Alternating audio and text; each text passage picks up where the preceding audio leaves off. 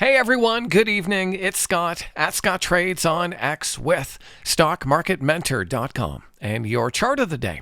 Want to take a look at IWM. This, of course, is the iShares Russell 2000 Index, and the small caps are close to a breakout. We did pull back to the 8-day exponential period moving average yesterday, had a flat open today, and the buyers showed up in the small caps and brought the index close to its recent highs, just under 293. And so I'm certainly going to be watching IWM for a potential break higher tomorrow and potentially a breakout.